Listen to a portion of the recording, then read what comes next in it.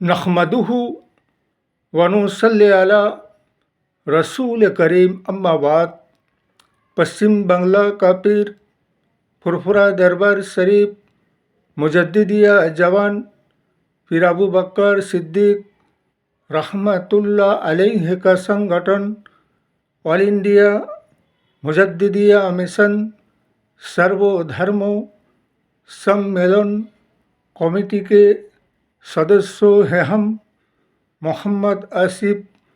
इसके अलावा सर्वभारतीय जातीय कांग्रेस नेशनल इंडिया गठबंधन पश्चिम बांग्ला राज्य कांग्रेस कमेटी के सदस्यों हैं हम हिंदू मुस्लिम सिख ईसाई जैन ख्रिस्टन आदिवासी दलित हम सब है भाई भाई।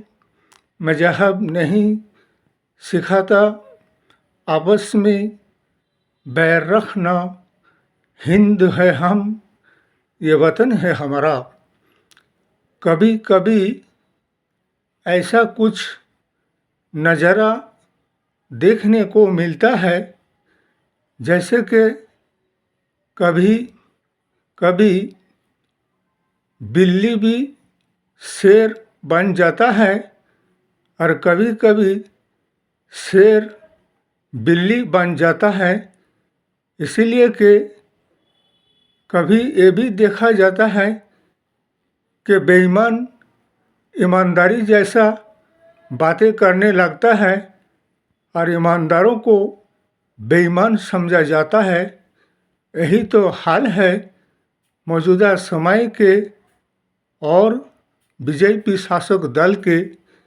इसलिए कि स्टेज और मंच पे जाकर इलेक्शन और चुनाव के मौके पर इस कदर बढ़ चढ़कर फेंक डायलॉग और भाषण देते हैं जैसे कि उन्होंने भारतवर्ष को विकास के राहों पर आगे बढ़ाया हो।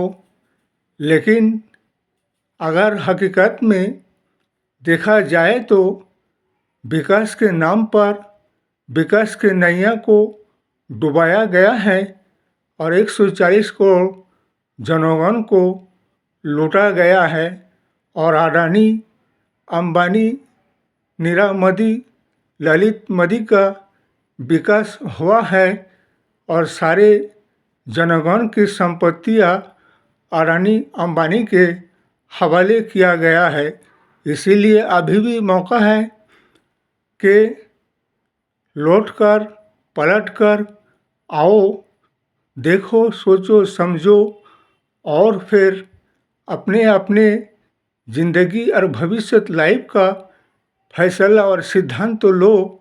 इसलिए कि हमारे नेशनल इंडिया गठबंधन सर्वभारतीय जातीय कांग्रेस को लाओ और वोट दो और जयी बनाओ।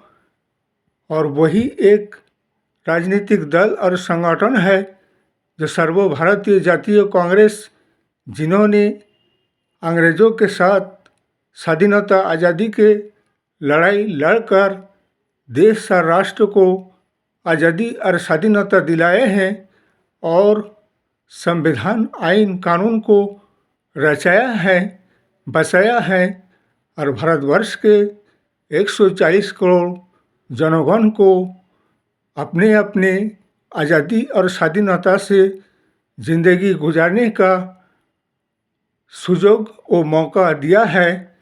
ये सबसे बड़ा अवदान कांग्रेस सरकार का है। लेकिन अभी बहुत से ऐसे राजनीतिक दल संगठन मिलेंगे कि वो कहेंगे कुछ और, करेगा कुछ और, दिल में कुछ और है, जबान पे कुछ और।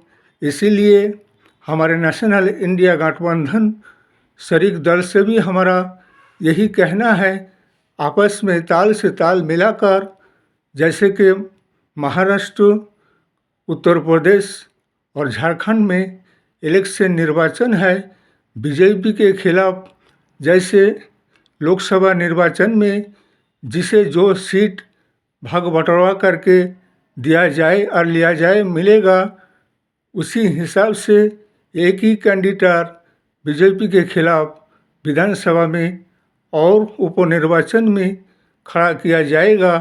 इससे कि ज़्यादा से ज़्यादा सीट हम लोग किसी भी तरीक़ा से जीत कर बीजेपी को हराकर देश और समाज और राष्ट्र को विकास के राहों पर आगे बढ़ाकर लेकर जा सके। हमारा यही कहना है कि अब भी कुछ जनगणों को देखने को बाकी रह गया है। अगर आप भी नहीं समझोगे तो कब समझोगे। इस वीडियो को ज़्यादा से ज़्यादा लाइक दीजिएगा, शेयर कीजिएगा, सब्सक्राइब दीजिएगा। जय हिंद, जय भारत। मोहम्मद आसिफ।